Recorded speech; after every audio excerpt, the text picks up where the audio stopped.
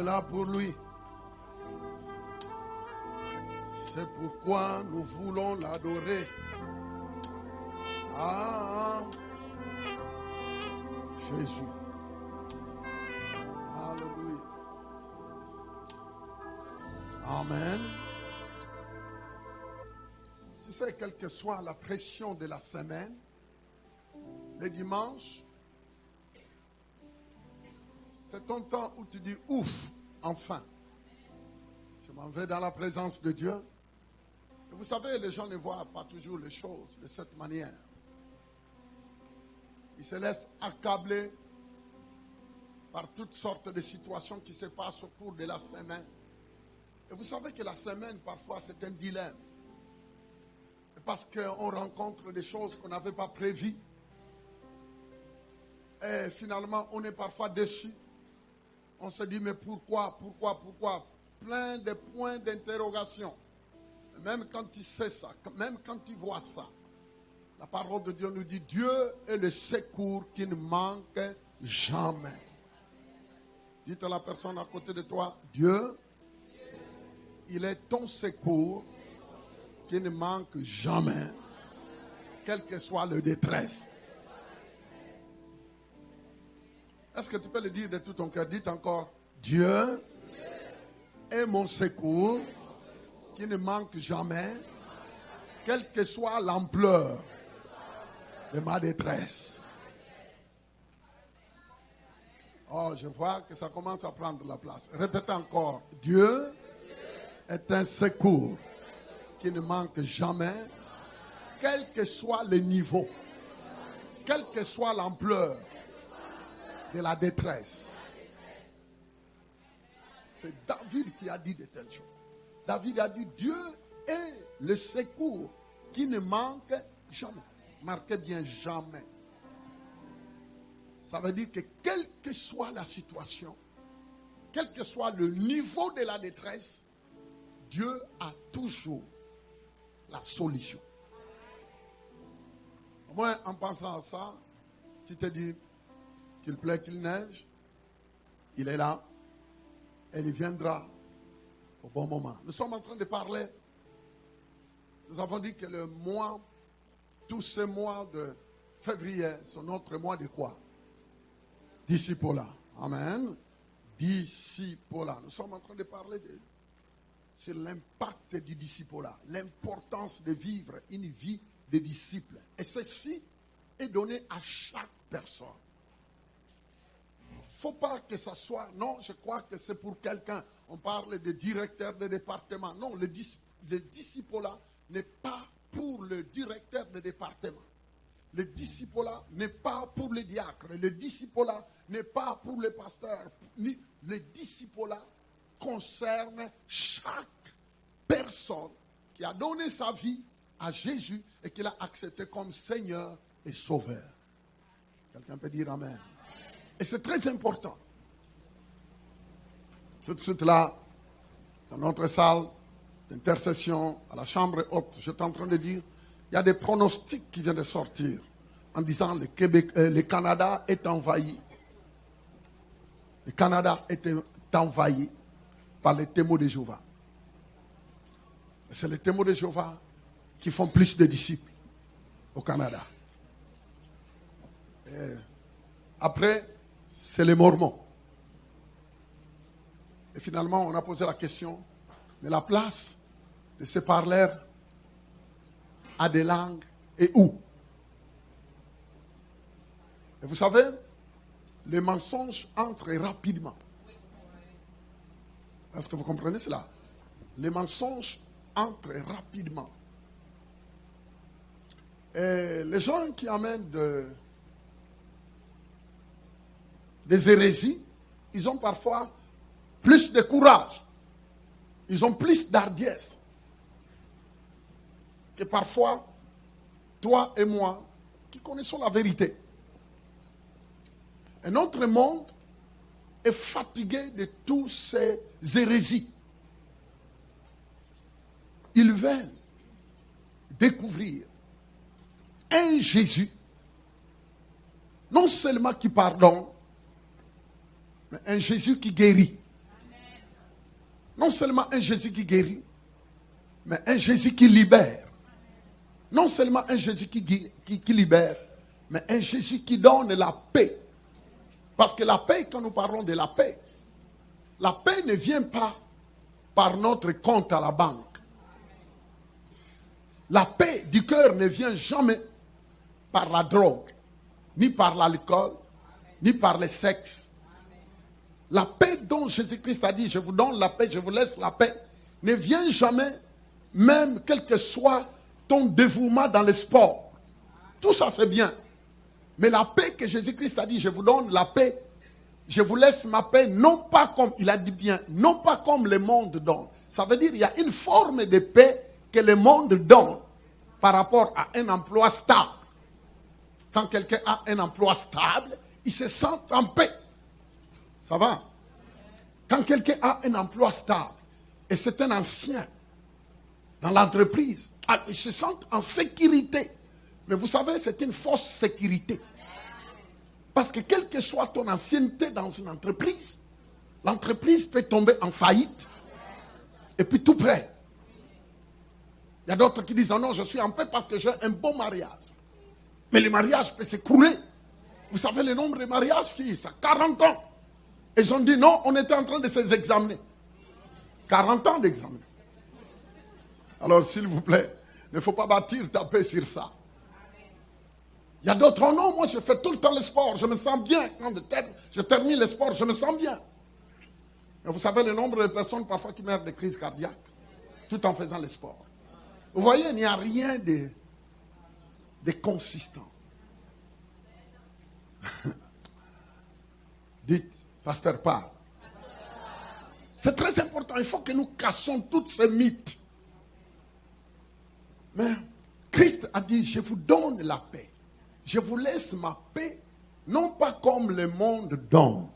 Il a bien dit, je vous donne ma paix, je vous laisse ma paix, non pas comme le monde donne. Ça veut dire qu'il y a une paix, mais qui n'a une source que du trône de Dieu. C'est le Seigneur. La vraie paix, c'est Dieu qui les donne. La vraie paix, vous savez que tu peux être en paix, même quand tu sais que dans ton compte à la banque, il n'y a rien. C'est ça. C'est ça qui fait la différence. C'est que tu n'as pas d'emploi, mais tu as une paix que tu ne peux pas expliquer. Tu es seul, célibataire, mais tu as une paix que tu ne peux pas expliquer. Tu es malade, mais tu as une paix. C'est parce que tu sais qu'il y a un médecin. Vous savez, tous les diagnostics parfois que la science est en train de donner, le fait seulement, si on te dit le nombre de maladies qui sont en train de sortir, tu as de quoi à paniquer. La Bible dit qu'ils ne craindront jamais les mauvaises nouvelles. De qui on parle?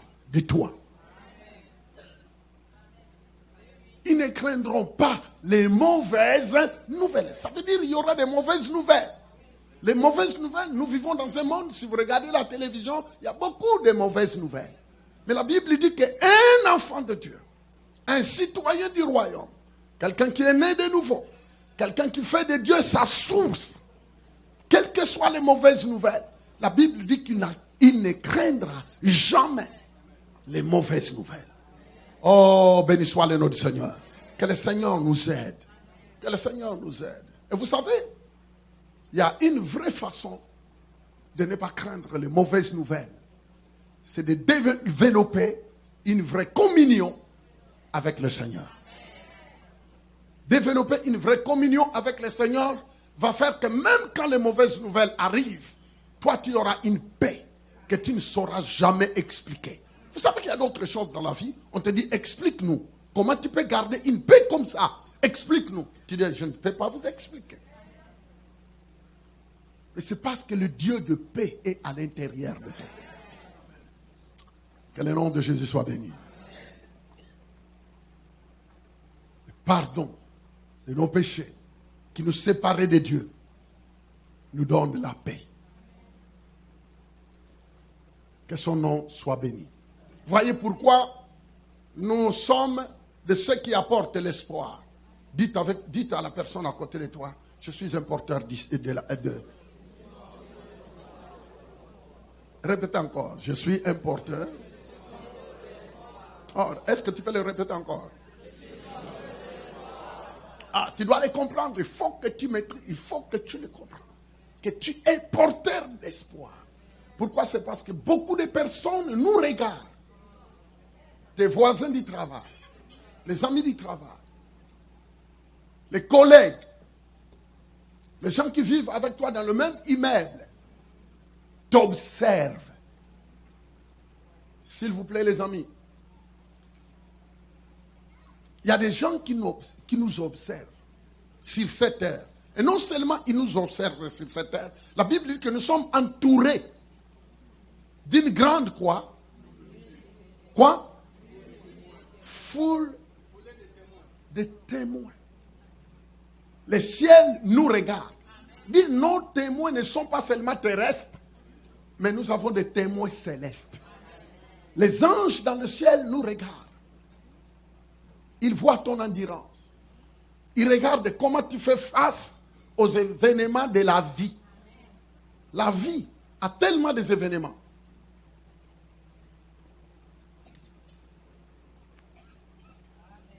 Nous sommes entourés. Une grande foule de témoins. Alors, voyez pourquoi tu dois être conscient que tu es porteur d'espoir. Mais si le porteur d'espoir lui-même n'est pas mature, si lui-même ne comprend pas que Dieu compte sur lui, non seulement Dieu compte sur lui, mais parfois ta famille compte sur toi. Les amis, il n'y a aucun pasteur qui sera dans toutes les maisons. Il n'y a aucun apôtre, quelle que soit son onction, qui sera dans toutes les maisons. Voyez pourquoi Jésus-Christ a dit, il faut que je m'en aille.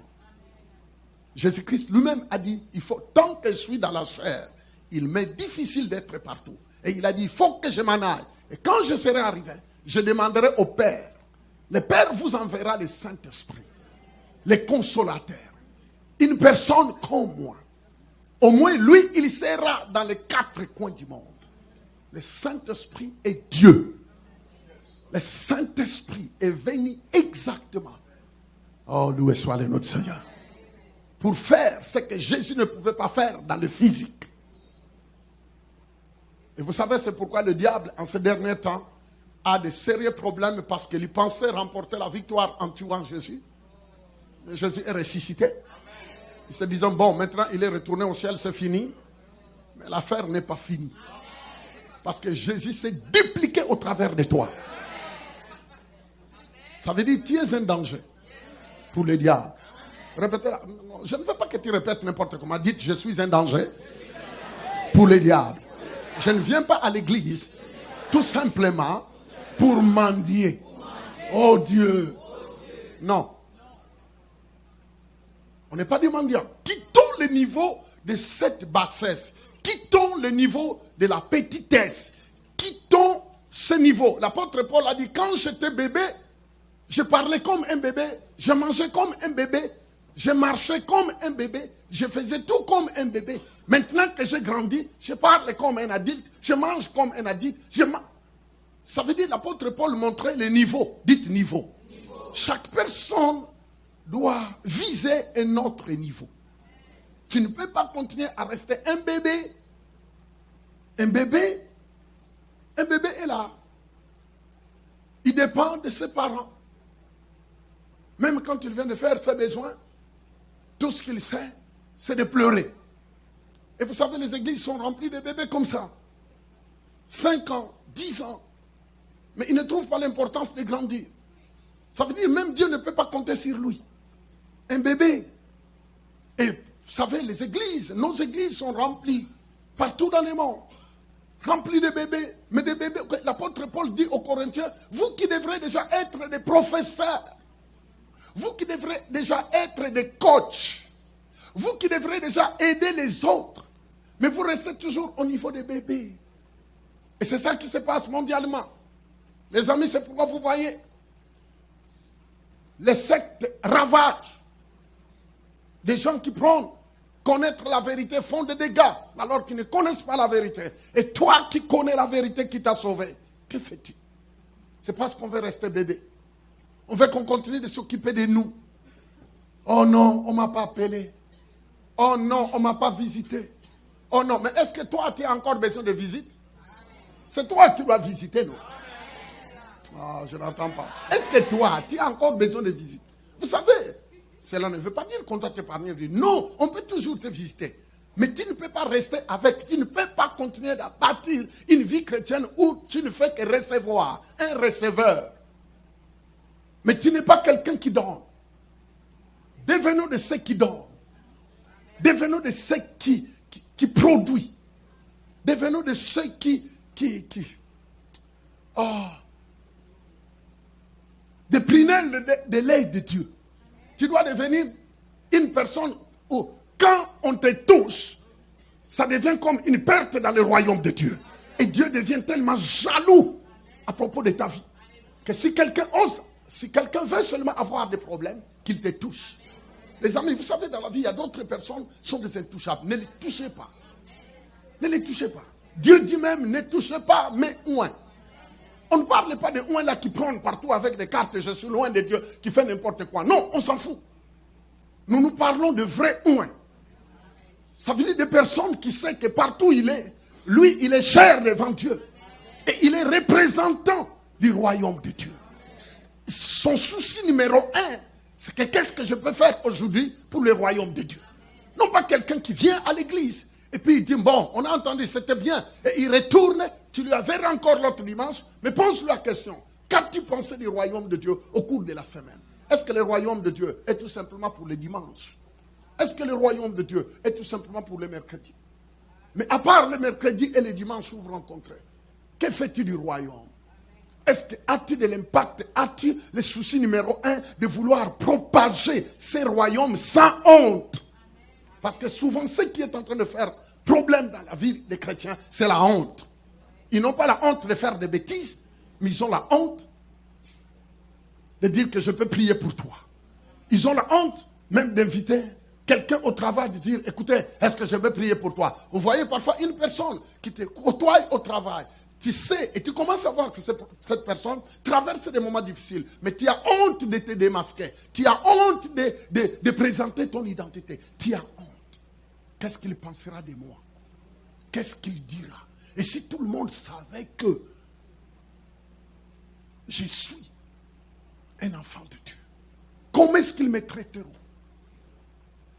L'apôtre Paul a dit, je n'ai pas honte de l'évangile. L'apôtre Paul a dit, je n'ai pas honte de l'évangile. Oh, que le Seigneur nous fasse grâce. 2018, que Dieu nous fasse grâce. Que nous n'ayons pas honte de notre Jésus. Jeunes garçons, jeunes filles, n'ayez plus honte de Jésus. N'aimons pas Jésus seulement. N'aimons pas Dieu par rapport à ce qu'il peut nous donner. Parce que souvent l'amour que nous avons pour Dieu est resté seulement au niveau de qu'est-ce que Dieu peut me donner. Alors je vais être saint, comme ça Dieu va me donner beaucoup de choses. Alors je vais m'épargner du péché, comme ça Dieu va me bénir. Si c'est épargner du péché pour que Dieu te bénisse, alors s'épargner du péché a un autre motif. Vous savez, beaucoup de personnes mènent une vie de sainteté par rapport à ce que Dieu va faire. Parce qu'il sait que si je mène une vie de péché, Dieu ne me bénira pas. Le motif n'est pas correct. Je n'entends pas. Ok, c'est bon. Ça va? Et vous savez, on peut décortiquer beaucoup de choses. Il y a beaucoup de personnes qui disent, je vais faire ceci par rapport à ce que Dieu va faire. Si je fais ça, Dieu fera ceci. Si je fais ceci, Dieu fera. Mais maintenant, si la crainte de Dieu que tu as est par rapport à ce que Dieu peut te donner, il y a un problème. Est-ce que tu ne peux pas aimer Dieu pour l'aimer? Est-ce que tu ne peux pas l'aimer sans but, sans cause derrière? Parce que c'est la cause qui est en arrière, cachée de tout le monde. Est-ce que vraiment, moi et toi, est-ce que nous aimons vraiment Dieu sans cause? Ou bien, ah non, je vais à l'église tout simplement parce que. C'est derrière les parce que là. Qu'est-ce qui se cache? Si tout ce que tu fais pour Dieu a un but mesquin, un jour, si ton but ne s'accomplit pas, tu ne l'aimeras plus. Ça va? Tu ne l'aimeras plus. tu ne l'aimeras plus. Nous devons faire attention. Tu sais, Dieu nous parle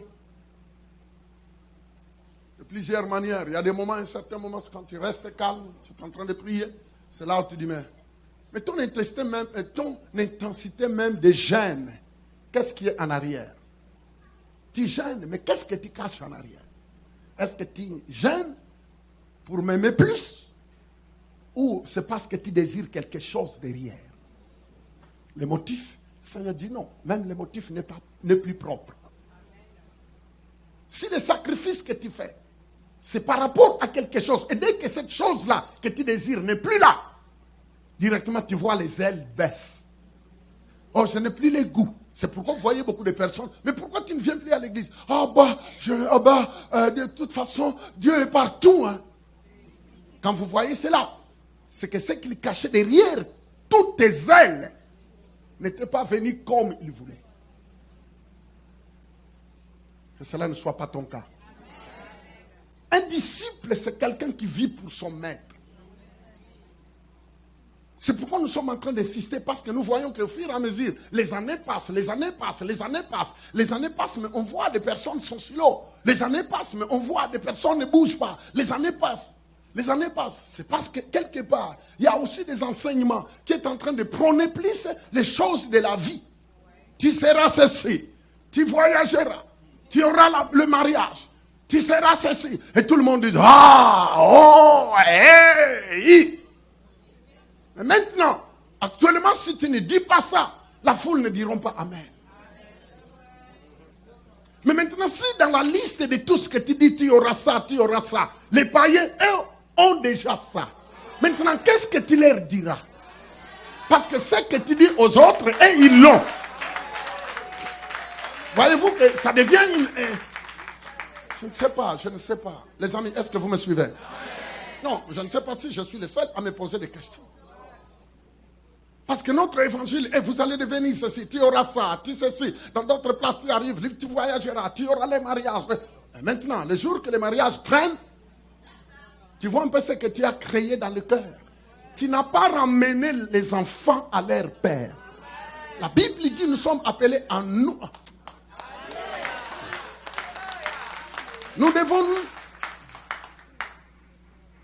ramener le cœur des fils et des filles au Père. Est-ce que nos cœurs sont au Père ou sont à ce qu'il a créé? Les amis, ça me fait pleurer. Je dis, Seigneur, aide-moi. Parce que petit à petit, on risque de s'attacher. Et on sort du vrai but. Il y a beaucoup de personnes, ils ne savent pas qu'ils sont déjà hors du vrai but. Ils sont déjà sortis. On est déjà sortis. Et même nous les prédicateurs, beaucoup nous sommes déjà sortis. On est déjà sortis. On crie, on croit qu'il y a l'onction. On pense qu'en articulant la voix, en criant fort, en disant recevez. Vous savez, si le fait de dire recevez, et que si seulement les gens en disant Amen, Amen, qu'ils reçoivent tout, ça ne marche pas comme ça. Parce que sinon tout le monde aura tout. Parce qu'actuellement c'est à la mode, recevez. Mais est-ce que les gens là, leur foi est basée sur recevez quoi? Les ailes pour servir ou recevez seulement ce qui va rester? Est-ce que j'ai mal parlé? Nous devons revenir. Dites revenir. Je dois revenir. Tu dois revenir. Nous devons revenir, s'il vous plaît. Revenons. Parce qu'à un certain moment, on risque de s'éclipser. On risque de couler. Ah non, je sers Dieu par rapport à ce qui est derrière. Non, je suis zélé. Non, je me donne. Mais par rapport à ce que Dieu veut. Et les jours que tu ne verras pas ça, si ce que tu attends n'arrive pas rapidement, et si Dieu dit, non, quel sera ton sort? Ton sort, c'est quoi? Ton sort, c'est quoi? Alors que la parole de Dieu dit, j'aimerai le Seigneur de tout mon cœur, de tout mon âme, de toute ma force. Et c'est pourquoi la négligence devient terrible dans les milliers de chrétiens. Très négligents, frustrés, abattus. Oh non, moi j'avais investi trop du temps. J'ai semé. J'ai beaucoup semé. Ah, je crois que mieux de dire j'ai donné. Bon, anyway. Si toute ton énergie était, je vais semer par rapport à ce qui est en arrière. Faites attention. Mais quand tu donnes, tu oublies. Vous savez, les donneurs, quand ils donnent, il fait quoi? C'est bien d'être un semeur. Oui, c'est une autre compréhension des choses. C'est très bien. Mais garde dans ton cœur, j'ai donné. Quand tu sais donner même ton temps. Donne ton temps. Donne ton énergie. Donne ta connaissance. Mais de tout ton cœur. Sois quelqu'un auquel Dieu peut dire, enfin j'ai trouvé une femme. Enfin j'ai trouvé un homme. À Montréal. Enfin. Et parce que vous savez, les amis, nous vivons dans un monde tellement compliqué où on est attiré. Les amis, si on ne fait pas attention, ta foi risque de se refroidir. Vous savez que l'ennemi est tellement risé actuellement dans des mondes comme le monde que nous sommes en train de vivre. Dans des provinces, dans des continents comme l'Amérique où le matériel est devenu Dieu. Le matériel. Et les gens se mesurent par rapport à ce qu'il a. Les gens se pèsent dans des balances par rapport à ce que les gens peuvent voir. De tape à l'œil. Si je ne suis pas ça, est-ce que les gens me verront? Mais mon ami, même si Dieu te donnait tout ça, certainement tu seras dégoûté parce que tu l'as. Et tu te poses la question, je l'ai maintenant. Et après? Non, pose-moi la question. Et après? Parce que même la chose là, regarde un peu, la chose là qui t'embête un peu, la chose là qui t'embête, vois-toi maintenant que tu l'as.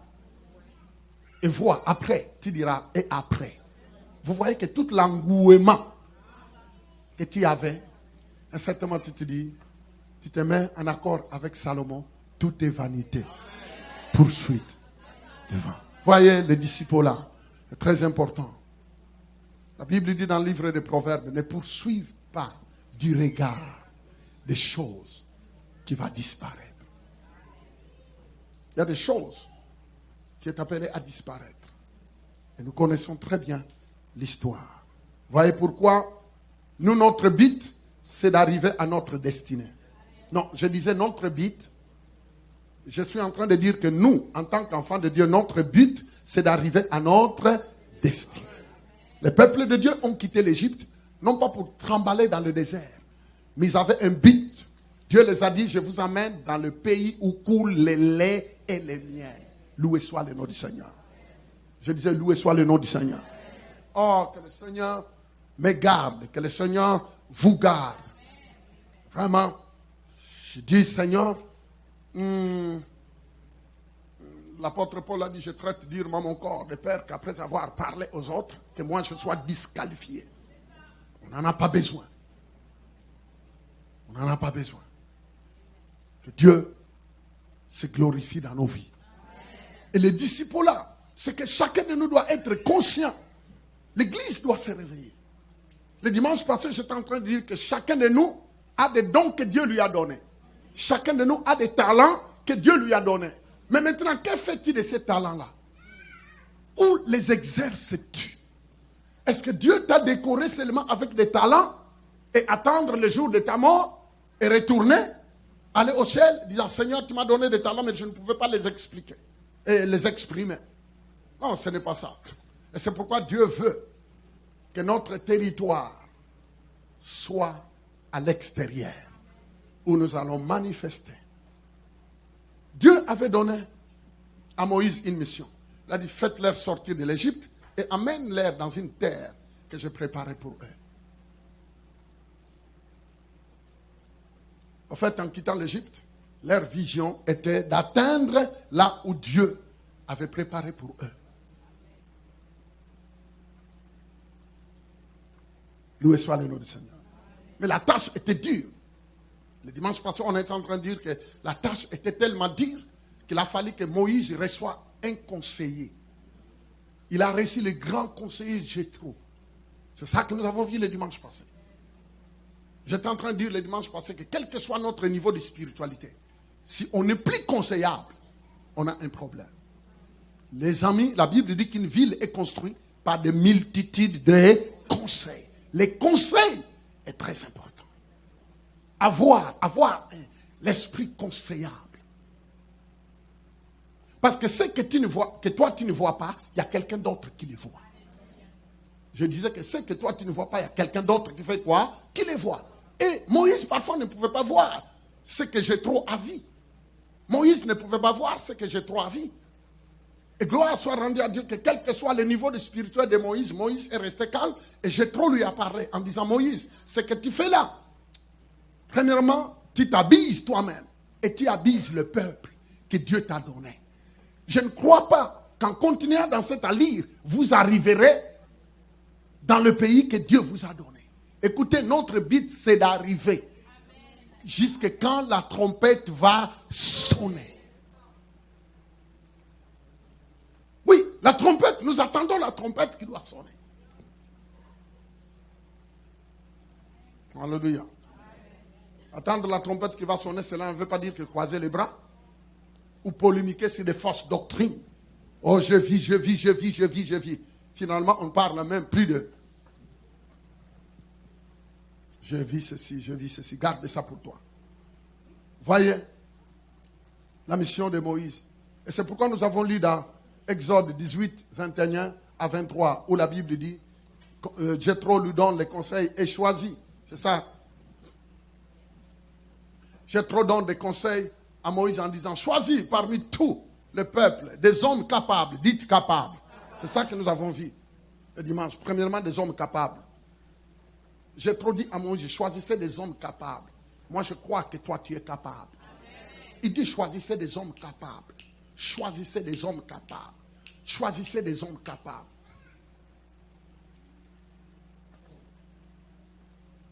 Des hommes capables, des femmes capables, qui craignent Dieu. Nous n'allons pas beaucoup rester là. Nous en avons parlé. Qui craignent Dieu, qui respectent Dieu. Choisissez des hommes capables, des femmes capables, mais qui ont comme caractère respect de qui? Le respect de Dieu n'est pas dans cette salle. Le respect de Dieu est quand nous allons sortir. Est-ce que tu continueras à respecter Dieu? Des hommes respectant Dieu, des hommes intègres, ennemis de la cupidité. Premièrement, il dit intègre.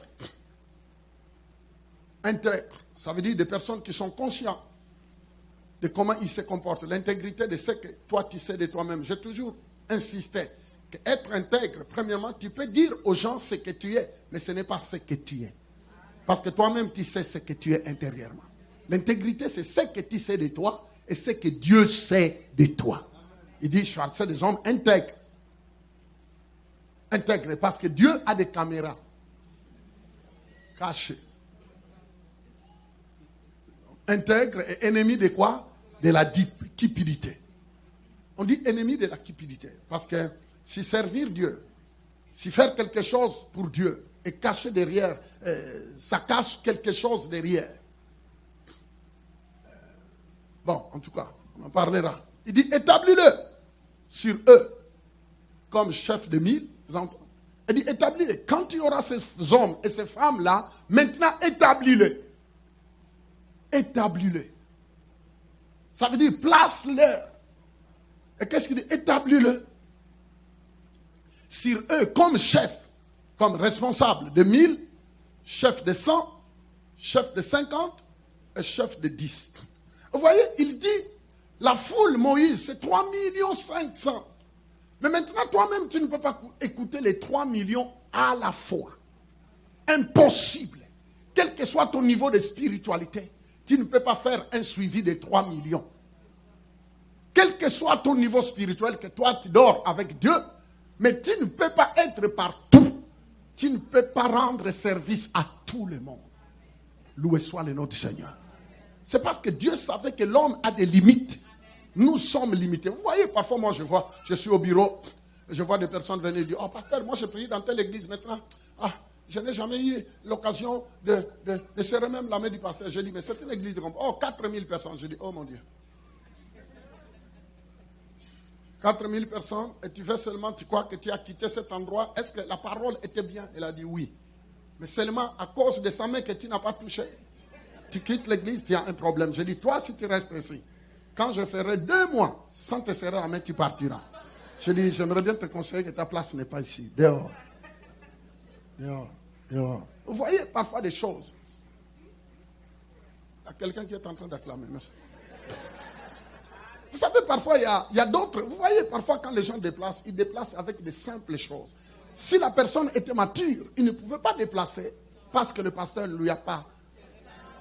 Et les jours que tu auras 5000 personnes, les amis, même, attends, à condition, si vous voulez l'enterrer rapidement. Parce que si vous voulez que les pasteurs déplacent de maison à maison, manger des beignets, des cacahuètes, je ne sais pas, toutes les sortes de plats que vous pouvez le présenter seraient selon vos origines. Mon ami, il va se retrouver avec un ventre là. Et quand le ventre sera là, ce sera des crises cardiaques. Et puis on lui dira au revoir. Et vous serez la première personne à dire il n'a plus l'onction. Vous savez, les chrétiens aujourd'hui, ils ont des langages terribles.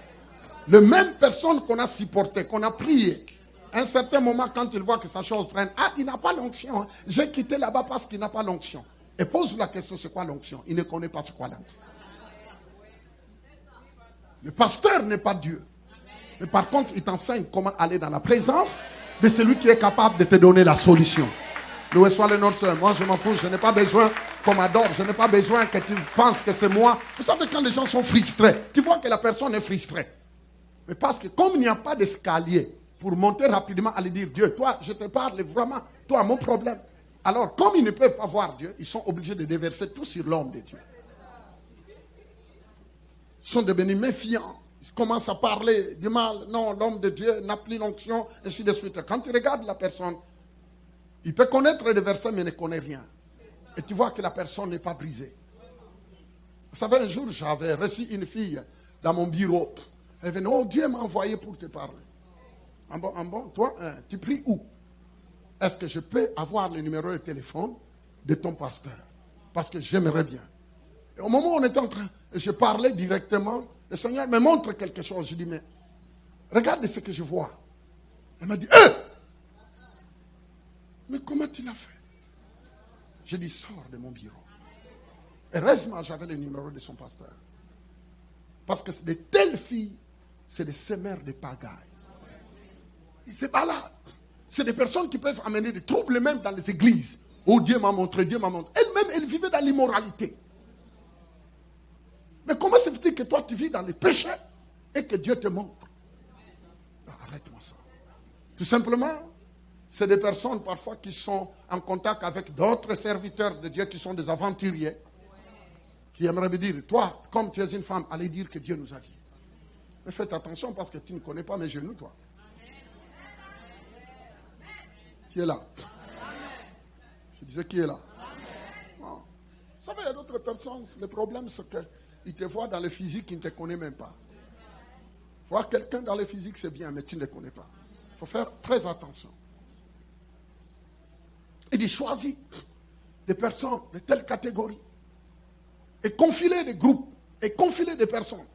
Groupe de 100, de 50, de 10, ceci. Et il continue en disant qu'il juge le peuple en tout temps. Et qu'il porte devant toi toutes les affaires importantes. Et qu'il prononce eux-mêmes sur les petites causes. Allège ta charge. Vous entendez? Il dit quoi? Allège ta charge. Et qu'il la porte avec toi. Les amis, l'église n'est pas seulement que le pasteur qui peut amener l'église à la destination. Vous entendez? Qu'il allège ta tâche et qu'il porte les fardeaux ensemble avec toi. Ça veut dire chacun de nous ici est appelé à alléger la tâche. Alléger la tâche. Et qu'il porte quoi? La charge. Porter les fardeaux. Dites, Dieu m'a choisi. Répétez avec moi, Dieu. À porter la charge. Dieu m'a choisi à aider quelqu'un. Amen. Je disais Amen. Voyez pourquoi nous sommes en train de prendre le temps. Vous savez, je me suis dit, il faut que j'aille étape par étape. Parce que si nous voulons que la vision entre dans le cœur des gens, les gens parfois cherchent, ah non, quand est-ce qu'on va nous imposer les mains? Quand est-ce qu'on va tomber de gauche à droite? Mais vous voyez, les gens, on tombe dans le tombitisme. Ah, je suis fort là. Ça, c'est mon diction. Esprit de tombite. Frère patron, ne regarde pas. Vous savez, il y a des choses parfois, les gens, ah non, s'ils ne tombent pas, c'est comme si l'onction n'est pas là. Tombite. Ah non, on ne tombe pas. Oh non, on ne tombe pas. Mais est-ce que toi, ta vie spirituelle n'est pas basée sur les tombées ou n'est pas tombé? La maturité n'est pas basée sur les tombées ou n'est pas tombé.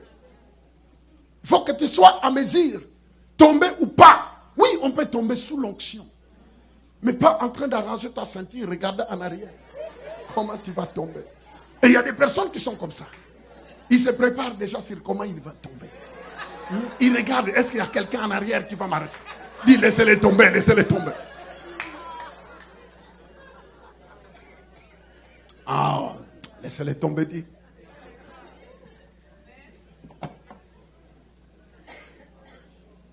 Les gens comme ça, ils tombent, il n'y a rien qui change. Nous voyons par là que l'esprit des groupes vit. Quand Moïse est en train de recevoir de telles instructions, nous voyons par là que l'esprit d'équipe, l'esprit des groupes vit, a déjà commencé, même dans le désert. C'était l'esprit des cellules qui commençait. Parce que Dieu savait que Moïse ne pouvait pas s'occuper de chaque personne. Par contre, en les canalisant chacun dans une petite groupe, dans une cellule, chaque personne aura sa part. Chaque personne sera traitée comme il faut. Chaque personne recevra quoi? Les services qu'il faut. Parce que le plus grand problème, c'est que nous ne savons pas les problèmes de chaque. Et chacun a des réalités qu'il vit. Et il a besoin d'être aperçu. La personne a besoin d'être observée. La personne a besoin de personnes pour les consoler. La personne veut l'attention. La personne veut l'attention. Mais une seule personne ne peut pas lui donner l'attention dans une foule de 1000 personnes. Voyez pourquoi, cette année 2018, chacun de nous doit être actif. Chacun de nous doit être productif. Chacun de nous doit apprendre à être un canal de bénédiction. Et vous allez voir qu'au fur et à mesure que tu le fais, tu seras tellement béni. Vous savez, quand il y a 2 ou 3 personnes que tu t'occupes, à un certain moment, en écoutant leurs problèmes, toi-même tu oublies tes problèmes. Parce que tu vas tellement te faire des soucis de prier pour eux, que toi-même tu vas oublier de prier pour toi. Et vous savez qui va s'occuper de toi? C'est Dieu lui-même. Dieu lui-même. Dieu lui-même va s'occuper de toi. Dieu. C'est que nous devons sortir de notre égocentrisme. Nous devons sortir de ça. On ne voit que notre nombril. On ne voit que nos besoins. Mes besoins. Mais quand il y a 5 personnes qui t'expliquent leurs problèmes, à un certain moment, tu oublies ton nombril. Tu commences à penser, Seigneur, mais qu'est-ce que je peux faire? Qu'est-ce que je dois faire? Et tu commences à jeûner, tu commences à prier pour ces gens-là. Et en oubliant tes problèmes, Dieu va s'occuper de tes problèmes. Que son nom soit béni. Je disais que son nom soit béni. Je disais que son nom soit béni. Lisez-moi, est-ce que tu peux lire pour moi dans Actes des Apôtres chapitre 2 verset 46. Allons-y rapidement. Actes des Apôtres chapitre 2 verset 46. Qu'est-ce qu'il dit? Il dit, ils étaient chaque jour. Nous voyons là, premièrement nous venons de voir la marche vers la terre promise, dans l'ancienne alliance. Là maintenant nous sommes dans la nouvelle alliance dès que l'église a commencé parmi les apôtres. Vous voyez, la Bible dit qu'ils étaient chaque jour, tous ensemble, assidus. Où ça? Premièrement, gardez bien, marquez. Premièrement, ils étaient assidus au temple. Gardez bien, mettez le doigt. Temple. Et puis il continue. Il rompait le pain dans... Ah, vous voyez, il y a des choses. Hein. Au temple et dans... Ça va? Qu'est-ce qu'il dit? Au temple, deuxièmement, dans les maisons. Et prenez leur nourriture avec joie et simplicité du cœur. Vous voyez? Écoute-moi bien. Premièrement, ils étaient tous assidus au temple. Ça veut dire, écoute-moi bien, le temple c'est l'assemblée générale comme vous êtes là. Il dit qu'ils étaient tout le temps. Là, on parle de l'église du Nouveau Testament.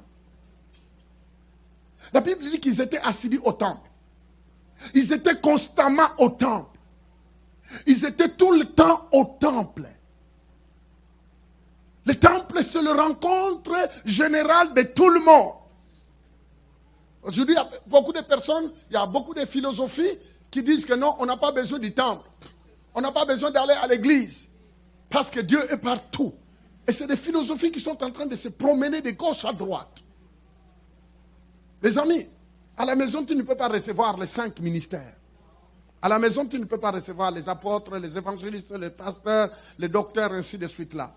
Lisez les Écritures. La Bible dit qu'ils étaient chaque jour tous ensemble assidus au temple. Mais nous, ici, parfois c'est le dimanche seulement, ou bien le mercredi. Gloire soit rendue à Dieu, parce que les réalités, il y a des réalités qui sont là. Il y a des réalités. Ici, on ne peut pas être là tous les dimanches, tous les jours. Parce qu'il faut travailler. Il faut payer nos hypothèques. Il y a tout. Ils étaient ensemble au temple. N'écoutez jamais, écoutez, faites attention parce que quand on termine ici, on ne sait pas qui vous écoutez. Et vous savez, on est tellement branché sur l'internet qu'on écoute des sales enseignements. Qu'on le temple n'est pas bien. Le temple n'est pas bien.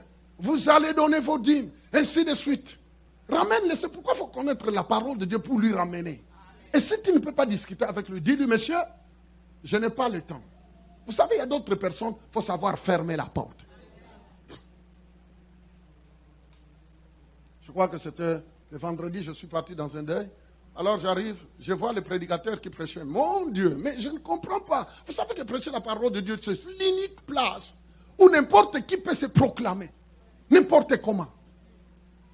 Et il disait n'importe qui, j'étais avec Christian. On écoutait, je dis, c'est grave ça. Il passait le temps. Oh, écoutez, quand l'évangile que tu annonces, c'est pour détruire quelqu'un. Et c'est tous les hommes que Dieu a choisis. Tu es un crispé. Tu es un négri. En l'écoutant 2-3 minutes, je dis à Christian, go. On y va. Il n'y a rien qui nourrit. Attends, les gens sont là parfois, c'est l'unique opportunité que Dieu leur donne. Au moment où le corps est là, de leur montrer comment faire pour être sauvé. Toi, tu vas dire, moi, je ne prends pas de dîmes. Moi, ceci, cela. Il commence à donner un témoignage de sa femme. Je dis, mon Dieu, il y a d'autres personnes, il fallait des fouets. Je dis, ta place n'est pas. Vous savez, vous voyez, les amis, maintenant l'église, maintenant les chrétiens, c'est l'unique personne. Même les musulmans, ils donnent quand même un peu de critères pour que quelqu'un devienne imam. Sauf dans le milieu chrétien. Ou n'importe qui. Avec les versets actuellement, si vous regardez sur l'internet, tout le monde passe sur l'internet. Tout le monde devient enseignant. Enseignant. Tu enseignes quoi? Ta vie d'abord. Tu ne peux pas t'enseigner toi-même. Qui est là? Est-ce que ça va? Ne gaspillez pas le temps à de telles choses. Pourquoi? C'est parce qu'il est sous le contrôle des personnes. Les amis, une vie, si tu ne peux pas être sous le contrôle, sous le mentorat de quelqu'un, tu as un problème. Voyez pourquoi? Partout, c'est la République de bananes, c'est des libéraux. Attends, je ne parle pas des libéraux d'ici. Des gens qui veulent être libres, qui font n'importe quoi. Pourquoi? Tout simplement, oh non, moi je n'écoute que l'esprit. Mais il faut te poser la question, quel type d'esprit que tu écoutes? Ok, merci, je continue rapidement. Ils étaient chaque jour, tous ensemble, assidus au temple. Ils rompaient le pain dans les maisons et ils prenaient leur nourriture avec joie. Vous entendez? Il y avait le temple et quoi? Les maisons. Ça veut dire des choses. L'assemblée générale, le dimanche au temple, le mercredi. Mais on parle des maisons parce que dans des maisons, tu te rends compte, quelle maison qui peut prendre tout ça? Est-ce qu'il y a-t-il un salon de quelqu'un qui peut nous inviter tous? Il n'y a pas un salon qui peut nous contenir tous. Mais la Bible dit que dans des maisons, ils pouvaient se retrouver à 3, à 5. Et à 5 personnes, tu sais, on pouvait se parler. On peut dire, mais maman, prie pour moi. Parce que vraiment, à la maison, il n'y a rien qui va. Les enfants se réveillent tout le matin et toutes les nuits. C'est difficile. Je sens comme s'il y a des présences. Ainsi de, vous voyez, tu peux t'exprimer. Et directement, le petit groupe de 5 dit, nous allons prier. Et c'est là où tu vas mettre l'autorité que Dieu t'a donnée en action. Vous savez, quand votre prochain rencontre, quand il dit, depuis que vous avez prié, la paix est revenue. Qui est là? C'est dans des petits groupes. C'est dans des petits groupes vie. Qu'au moins quelqu'un qui a le don de guérison peut imposer les mains à quelqu'un. Vous savez, en tout cela aussi, Dieu t'exerce. T'exerce, c'est parfois un jour d'entrer dans quelque chose de plus grand, parce que la Bible dit, si on n'est pas fidèle dans de petites choses, comment voulez-vous que Dieu te confie de grandes choses? Voyez les grands troubles. Beaucoup de personnes, ils n'ont jamais exercé leur don dans des petits groupes. Seulement, ils veulent qu'on lui donne le micro à l'église. Ah non, on bloque mon don. Ah non, on est en train de bloquer mon ministère.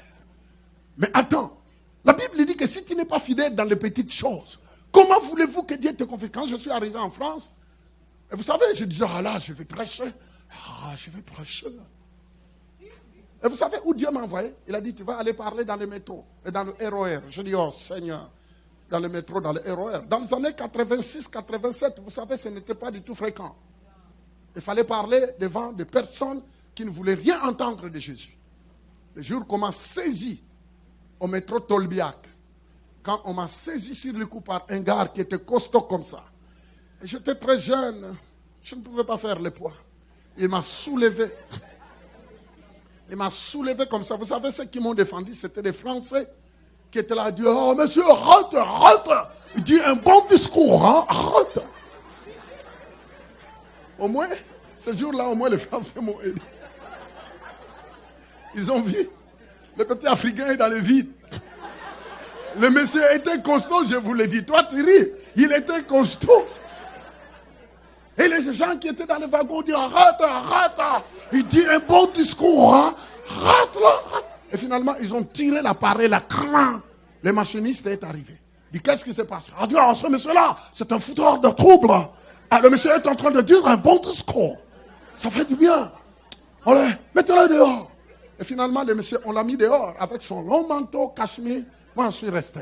J'ai dit, ouh. J'ai continué. Alors, j'ai continué parce que j'ai dit, au moins, j'ai une équipe qui m'appuie. Alors, vous savez, le ciel, il y aura beaucoup de surprises. Parce que le ciel, le Seigneur montra Fofi, regarde là, on t'a soulevé, mais regarde, ils étaient là, ils t'ont défendu. Et il y a ceux qui ont compris. Vous savez, dans une foule, il y a d'autres qui comprennent, il y a d'autres qui disent, bah, qui retournent chez lui. Il y a d'autres qui insultent, retourne chez toi, monsieur, en Afrique, ils en ont besoin. Il y a d'autres qui disent, il dit un bon discours. Ne croyez pas que tout le monde nous accepteront. Ne croyez pas. Écoutez, quand tu parles de Jésus, faites ce que tu dois faire. Ce n'est pas tous qui vont t'accepter. Il y a d'autres qui diront, on n'a pas besoin de ça. Mon congélateur est rempli. Mon frigo est rempli. Mon compte à la banque est rempli. Mon emploi est stable. On n'a pas besoin de Jésus. Mais écoutez, la stabilité de votre congélateur ne donne pas la paix du cœur. Jésus donne la paix du cœur. Qui est là avec moi? Écoutez, même si ma beauté n'est pas désirable, mais j'ai une paix dans mon cœur. Vous savez, il y a d'autres qui pensent que la paix, c'est synonyme de comment il brille sur sa peau. Oh, gardez ça. Il y a des Miss à Venezuela. Il y a des Miss en Nicaragua. Il y a des Miss dans tous ces pays, partout. Mais ils n'ont pas la paix. Elles n'ont pas la paix. Vous savez, c'est Christ qui donne la paix. La beauté extérieure, ce n'est pas là. C'est bien, c'est bien. Nous ne croyons pas dans ceux qui disent néglige-toi et tu seras spirituel. Je ne crois pas dans ça. Je ne crois pas dans ça. La Bible dit c'est lui qui détruira les temples. Ton corps est le temple. Ça veut dire que ça mérite un soin. Il faut en prendre soin. Écoutez, soyons équilibrés. Soyons équilibrés. Arrange tes cheveux. Faites ce que tu peux faire. Laissez Dieu te guider. Parce que la spiritualité n'a rien à voir avec l'extérieur. Mais prends soin de ton corps. Amen. Tombez pas dans la routine où quelqu'un dit non, brosser les dents, c'est devenir charnel. Et vous ne pouvez pas dialoguer avec lui 3 minutes. Merci. Bon, je ne vais pas vous dire où j'ai entendu ça. Descendez. Romains chapitre 16. Amen. Romains 16, 5. Qu'est-ce qu'il dit? Romains 16, 5, il dit, saluez aussi l'église qui est dans leur maison. Vous entendez? Saluez quoi? L'église. L'apôtre Paul parle, il dit, saluez l'église qui est dans leur maison. Saluez Épaïnette, mon bien-aimé, qui a été pour Christ le prémisse de l'Asie. Il dit, on parlait de l'église qui est où? L'église qui est où? Les amis, l'église qui est dans la maison. Nos maisons doivent être des lieux de consolation. Nos maisons doivent être des lieux où on peut partager. Il y a des questions que tout le monde ne pourra pas poser ici. Mais là, dans des petits groupes, dans des groupes vie, quelqu'un peut poser des questions. L'unique place où on peut poser des questions, c'est quand on est petit, en groupe, à la maison. Tu pourras poser des questions que tu ne pourras pas poser ici. Et l'apôtre Paul dit, saluez l'église. Saluez l'église.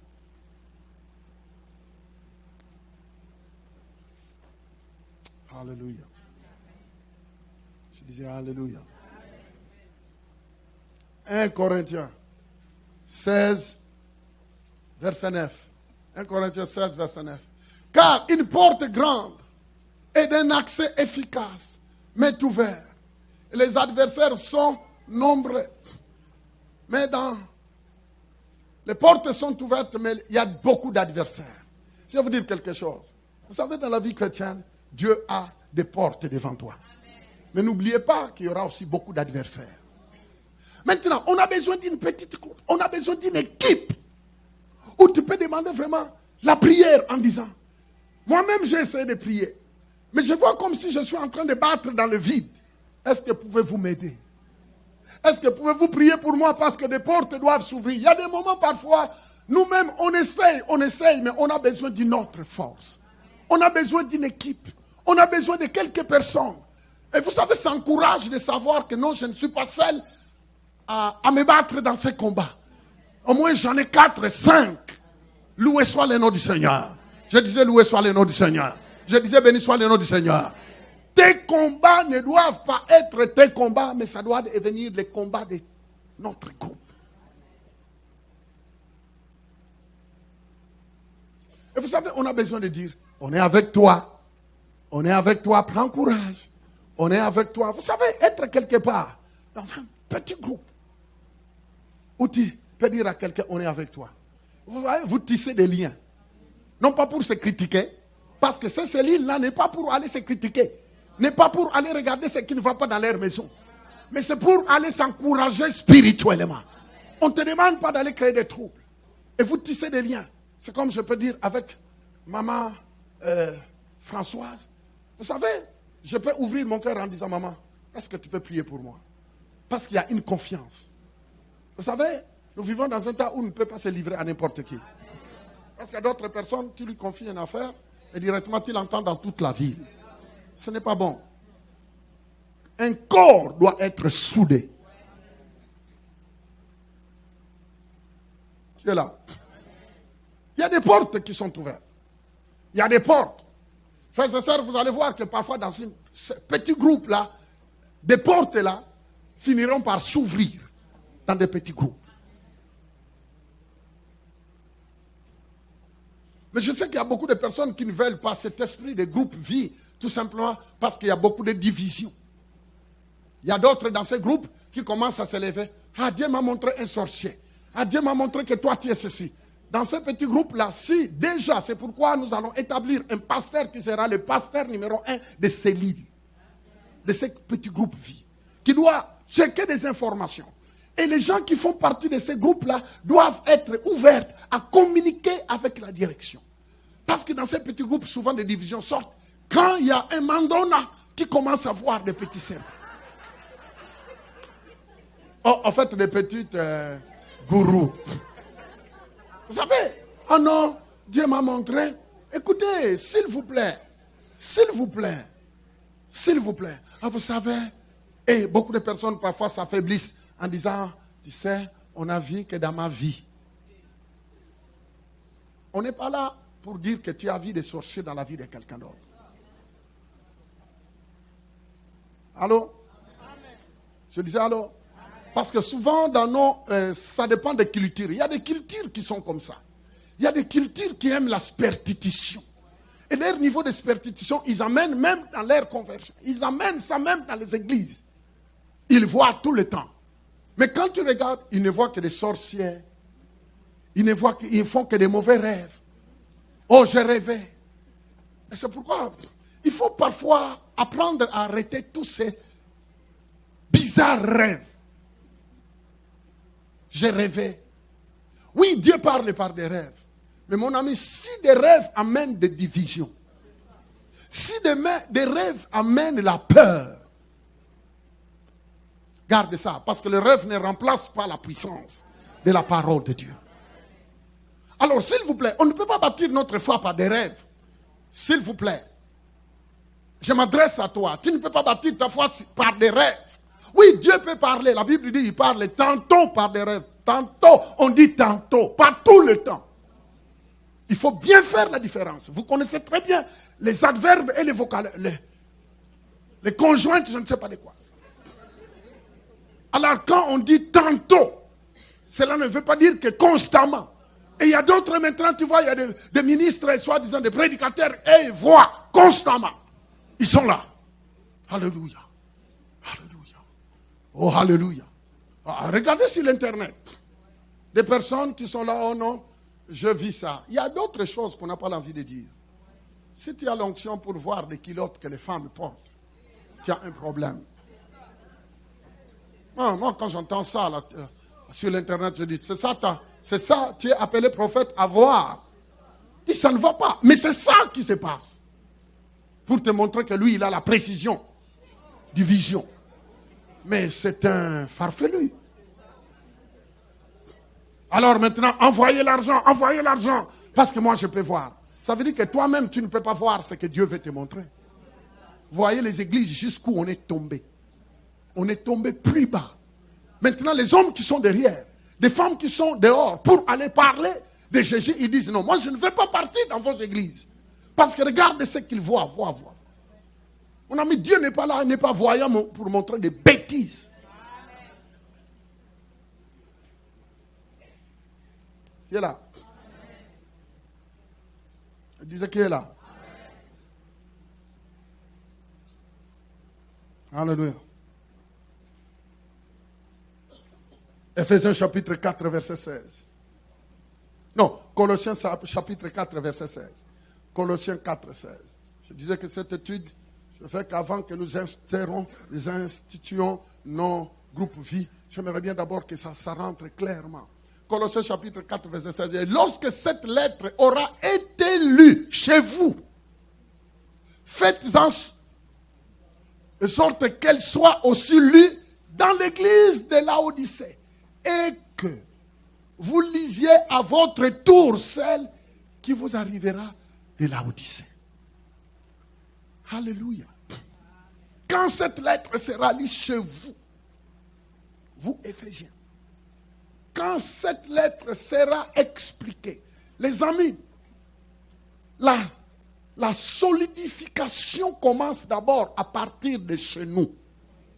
Chez nous. Développons cette attitude.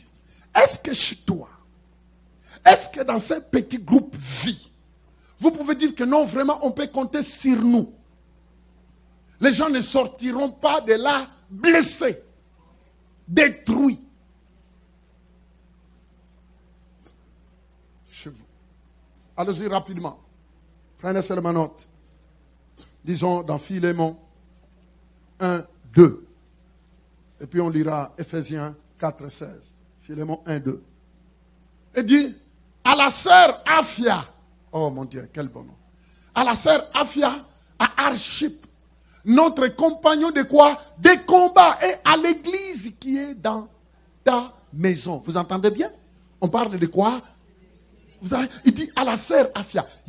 L'église a besoin beaucoup de sœurs Afia. L'apôtre Paul dit les sœurs Afia.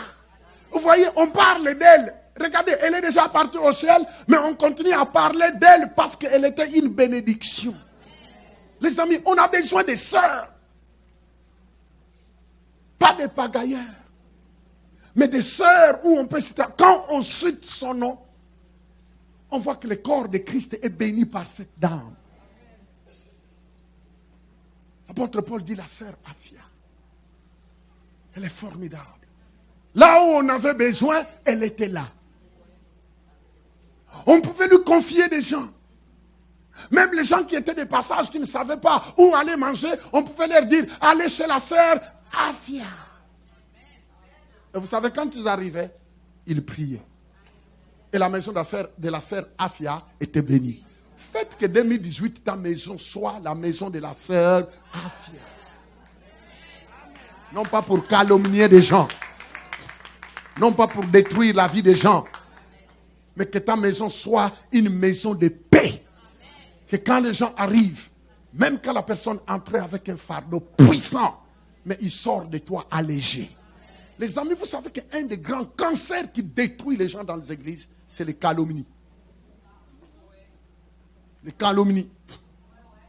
Il y a des personnes qui connaissent toutes les adresses. Ils connaissent tout ce qui se passe dans toutes les maisons. Et c'est des fouteurs de pagans. Et ces gens-là, si on ne leur discipline pas, vous savez, il y a d'autres dans le ministère, vous savez, je ne parle pas, je ne suis pas contre, mais je crois qu'il y a des moments où d'autres personnes, il faut lui dire, écoutez, toi, je crois que tu deviens quelqu'un de très dangereux. Le corps de Christ n'est plus en paix. Est-ce que tu peux chercher une autre place? Allô? Les gens veulent la paix. Les problèmes ne manqueront jamais. Mais si dans votre maison, dès que vous vous rencontrez, c'est seulement des noms des gens qui sortent, alors ta maison n'est pas qualifiée. Si dans ta maison, dès que vous ouvrez la bouche, parce qu'au lieu que ça soit un groupe vie, ça sera un groupe de morts. Parce que les gens viennent, 5 personnes, 6 personnes, 7 personnes viennent. Mais si depuis qu'ils sont arrivés, ils n'entendent que la vie d'Albertine, d'Antoinette, de Fofi, de Jacqueline, c'est ceci. Alors on commence. Et finalement on regarde, on n'a que 45, 1 heure du temps. Mais quand vous allez vous ressaisir à ne plus parler de la vie d'un tel, il vous reste seulement 8 minutes. Alors on dit, nous allons prier. Et vous êtes tellement culpabilisés que même la prière n'a plus d'efficace. L'efficacité n'est plus dans la prière. Pourquoi? La culpabilité s'est tellement installée. S'il vous plaît, continuons la discipline. Exerçons-nous dans une discipline de gêner sur les mots qui sortent de votre bouche. Qui est là? Je disais qui est là? Est-ce que ça va? Ces groupes vie ne doivent pas être des endroits où on démolit des gens. Mais ça doit être des lieux de prière que quand vous priez, les gens ont envie de dire, est-ce qu'on peut vous envoyer notre requête pour que vous priez, parce qu'on a entendu que votre groupe là c'est puissant. Et non seulement ça, mais vous êtes appelés à enfanter d'autres groupes. Vie. Qui est là? Je disais qui est là? À la sœur Afia, Archip, notre compagnon. On dit notre, l'homme de Dieu levante, il dit notre compagnon. Vous savez, on a besoin de compagnons. Non pas notre ennemi, mais notre compagnon. Vous devez être des personnes qui soutiennent, auxquelles les hommes de Dieu, l'homme de Dieu de votre église locale, parce que tout commence par votre église locale. Mais si tu te défais, tu te déconnectes de ton église locale parce que tu critiques. Beaucoup de personnes peuvent être là physiquement, mais il est déjà déconnecté dans le spirituel. Pourquoi? C'est parce qu'après avoir quitté là-bas, il est contre. Il n'a pas le même esprit. Mais au moins nous voulons bâtir un esprit d'équipe. Oh, qui aimerait bien voir plus l'onction en 2018? Qui aimerait bien voir plus la puissance en 2018? Oh, lève bien la main, dites Amen 3 fois. Merci. Ephésiens 4, 16. C'est de lui. Et grâce à tous les liens de son assistance, que tous les corps, on parle ici des corps, bien coordonnés, vous entendez? Les corps de Christ, ça veut dire tous les chrétiens, bien coordonnés, soudés, unis, et formant un solide assemblage, pas une faible, solide assemblage, tire son accroissement selon la force qui convient à chacune de ses parties et s'édifie lui-même dans la charité, dans l'amour. Quelqu'un peut dire Amen. Je disais, quelqu'un peut dire Amen. Allez bien méditer cela, je vais m'arrêter là. On n'est pas pressé. La Bible dit que nous sommes appelés. Regardez-moi, le corps de quelqu'un, le corps humain, a plusieurs parties. Plusieurs parties. Mais vous allez voir que chaque partie du corps joue un rôle. Il n'y a pas de partie du corps moins importante. Est-ce que vous m'entendez? Il n'y a pas de partie du corps moins importante à l'église. Les amis, j'insiste, ne tombez pas dans la routine où les gens disent, ah, ici, je ne me sens pas important, alors j'aimerais bien aller dans notre église où on parle la même langue. Ah non, chez nous, on est à l'aise parce que quand on dit, ah, on chante dans notre langue, on parle dans notre langue, on fait tout dans notre langue. Je ne suis pas contre. Mais si c'est ça, si toi tu ne vises pas plus que ta langue, tu ne sais pas quelle langue on parlera au ciel. Si ton niveau de foi est seulement basé sur ta langue, voyez pourquoi, les amis, travaillons d'une manière civilisée. N'amenez pas ta mentalité de ton village ici. Ici, nous sommes tous les corps. Dites les corps. Répétez les corps. Répétez encore les corps. Vous savez, les amis, quand vous priez, priez que Dieu envoie toutes les nations à l'église. Et toi, tu ne pries que de tes problèmes. Mais pourquoi tu ne pries pas pour l'église en disant, Seigneur, envoie encore plus de nationalités. Envoie encore plus. Nous vivons dans une ville métropolitaine. Montréal est une ville métropolitaine. C'est bien que nous voyons toutes les nationalités. C'est bien. Vous savez, moi j'ai toujours dit, il y a d'autres personnes. Si l'église est bâtie seulement sur des personnes qui ne parlent que la même langue, ces gens-là, parfois, si c'est des pagailleurs qui sèment des troubles, ils peuvent dialoguer dans leur propre langue et puis ça se répand. Mais quand il sait qu'il ne peut pas parler la même langue que l'autre là, parce qu'il y a d'autres qui se sentent à l'aise en parlant dans leur dialecte. Maintenant, l'autre là, il est quelqu'un de notre pays. Tu ne peux pas lui parler dans votre dialecte. Au moins, il y a un barrage. Dites blocage. Les comédiens comme ça, dans leur langue, ils parlent de bêtises, sans contrôler, sans vérifier. Il y a des peuples qui sont comme ça. Ils disent des choses sans vérifier, sans comprendre, et il propage. Tu lui poses la question, mais est-ce que tu as vérifié? Ah, j'ai appris. Et les dimanches, tu le vois avec sa Bible. Et la chanson de l'air payé. Charnel.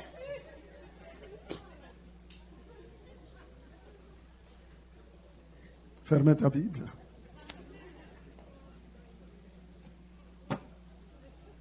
Dites encore là, disciple-là.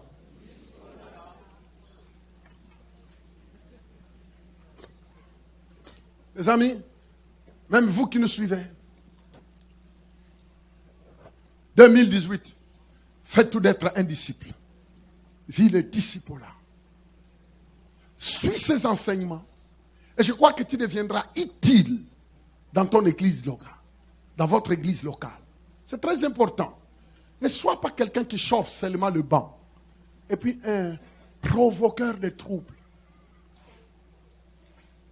Tu évites que d'autres personnes s'ajoutent à cause de ton comportement parce que tu n'as pas saisi l'esprit des disciples. Alors que Dieu a mis en toi des capacités afin que tu sois utile dans le corps de Christ.